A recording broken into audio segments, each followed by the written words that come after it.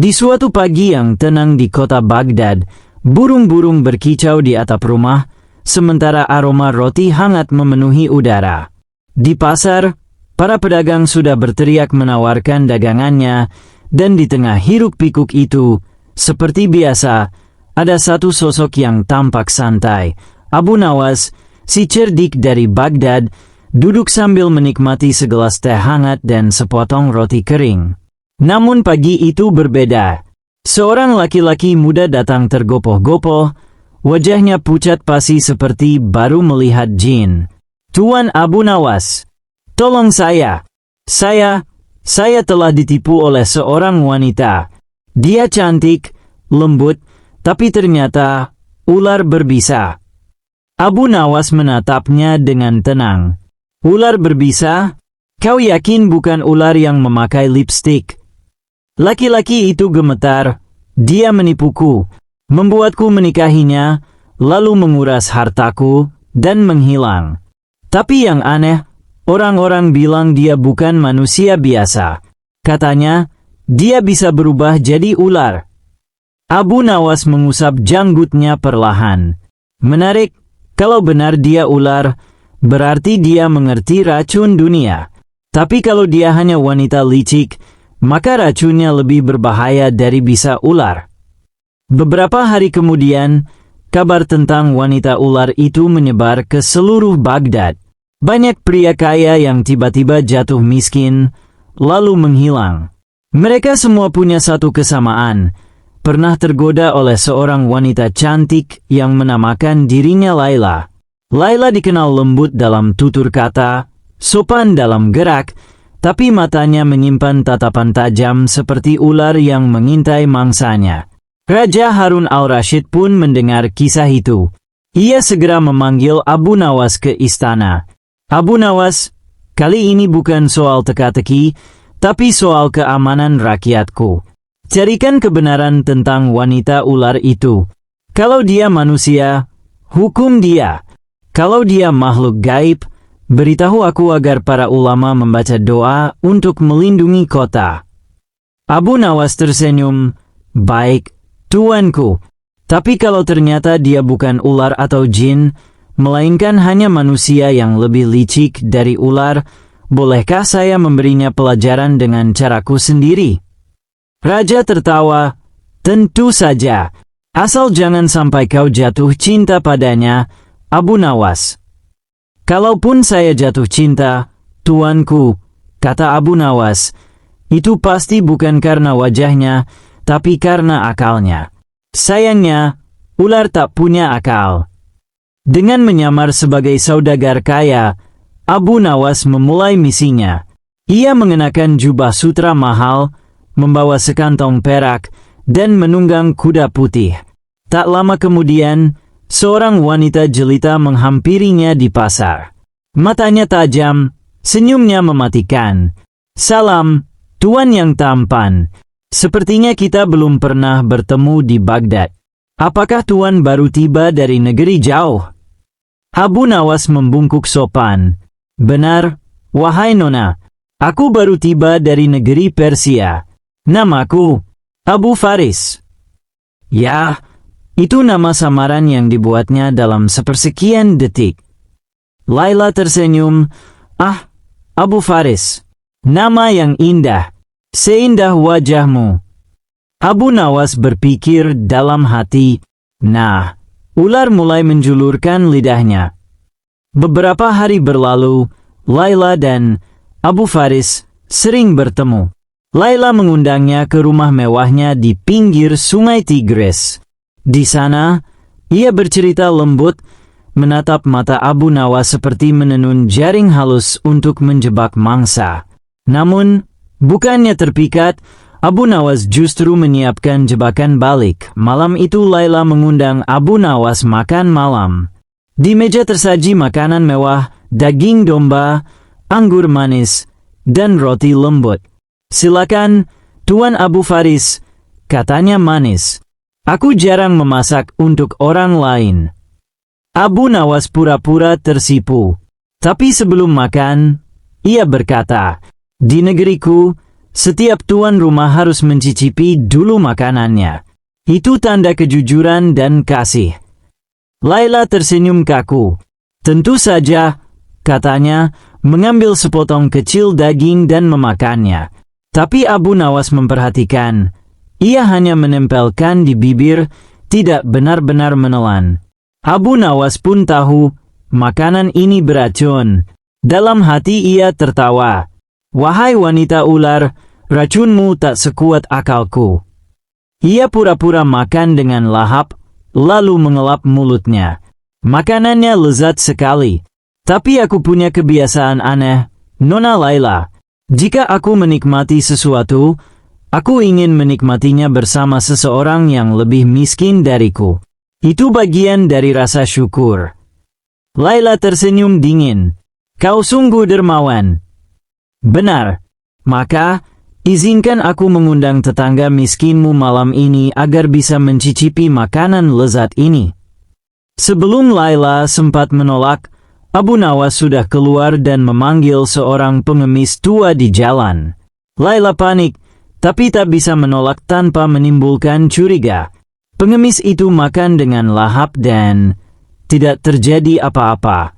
Abu Nawas memperhatikan. Menarik. Berarti racunnya hanya bereaksi dengan sesuatu yang tertentu, mungkin logam perak di piringku. Ia pura-pura pusing, lalu menjatuhkan sendoknya yang berlapis perak ke lantai. Benar saja, ujung sendok itu menghitam seketika. Jadi begitu caramu, Nona Laila. Racun di perak, bukan di makanan. Laila menatapnya dengan wajah pucat. Abu Nawas berdiri, menepuk tangannya, dan dari balik pintu masuklah dua penjaga istana yang sudah disiapkannya sejak awal keesokan harinya. Laila dibawa ke istana. Ia berusaha menangis dan memelas di hadapan raja. Tuanku, aku hanya wanita lemah. Abu Nawas memfitnahku. Raja menatapnya dingin, lalu memandang Abu Nawas. Apa buktimu? Abu Nawas mengeluarkan sendok perak yang telah menghitam. Tuanku, inilah bukti. Racun ular tidak bekerja di kayu atau besi, tapi bereaksi pada perak. Wanita ini tidak hanya menipu lelaki kaya, tapi juga mencoba membunuh mereka. Laila berteriak, "Itu kebetulan. Aku tidak bersalah." Abu Nawas tersenyum. Kalau begitu, mari kita buktikan dengan ujian kejujuran. Ia mengambil dua cawan air, satu dari wadah biasa, satu lagi dari perak yang sama. Jika kau benar-benar jujur, minumlah dari manapun yang kau suka. Laila menatap cawan-cawan itu, lalu tangannya gemetar. Ia menunduk, menangis, dan mengaku. Baik, aku mengaku. Aku bukan ular, tapi aku memang menipu. Aku pernah miskin, dikhianati lelaki.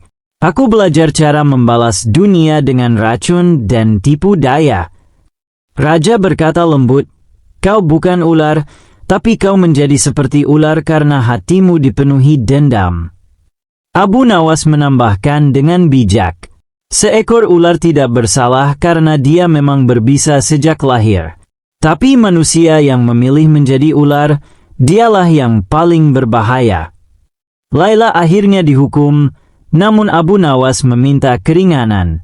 Tuanku, biarlah dia menebus dosanya bukan dengan hukuman mati, tapi dengan belajar mengobati orang yang terkena racun. Biarkan dia menolong, bukan melukai. Raja tertegun, lalu mengangguk. Kau benar, Abu Nawas. Sebuah racun bisa jadi obat jika disalurkan oleh orang yang benar. Laila pun berubah menjadi tabib wanita yang ahli meramu penawar racun dan banyak menolong orang di Baghdad. Namun, suatu malam, seorang penjaga istana berlari-lari ke rumah Abu Nawas sambil membawa surat bersegel emas dari Raja Harun al-Rashid. Abu Nawas, cepatlah ke istana. Sesuatu yang aneh terjadi, wanita ular itu hilang dari pengawasan. Abu Nawas menghela napas panjang. Ular memang bisa berganti kulit, tapi kalau dia lari, berarti dia belum benar-benar berganti hati. Begitu tiba di istana, suasana panik. Raja berdiri di balkon dengan wajah muram. "Abu Nawas," kata Raja pelan, "Laila hilang sejak tadi sore." Tapi sebelum menghilang, ia meninggalkan surat. Raja menyerahkan secarik kertas halus beraroma minyak mawar. Abu Nawas membaca isinya perlahan. "Wahai Raja Baghdad yang bijaksana, dan wahai Abu Nawas si pemilik akal tajam.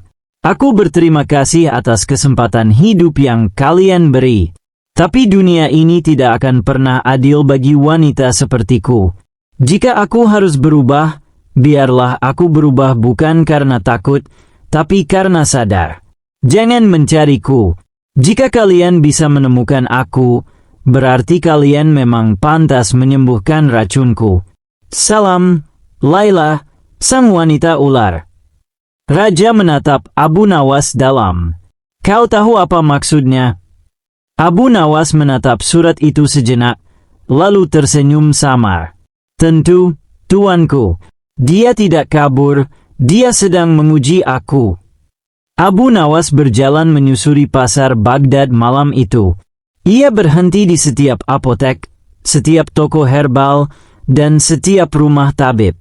Sampai akhirnya ia tiba di pinggiran kota, di mana seorang kakek penjual rempah berkata, "Tuan, ada seorang wanita cantik berjubah hitam datang kemarin. Ia membeli akar ular dan daun bidara. Katanya untuk membuat racun baru, tapi anehnya, racun itu bisa menyembuhkan racun lainnya." Abu Nawas tersenyum lebar. "Ah, jadi begitu caramu, Laila. Kau masih bermain di antara racun dan obat." Ia segera menuju ke arah sungai Tigris, tempat dulu Laila tinggal.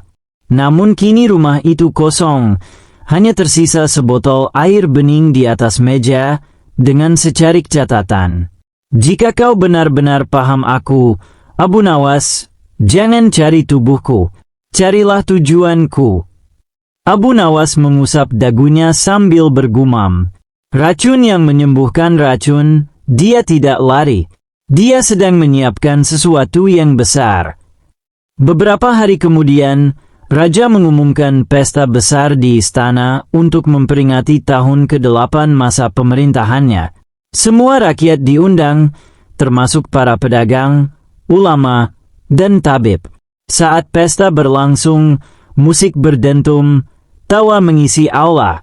Di tengah keramaian itu, masuklah seorang wanita berjubah putih dengan wajah tertutup cadar. Ia membawa nampan perak berisi kendi minuman berwarna kehijauan.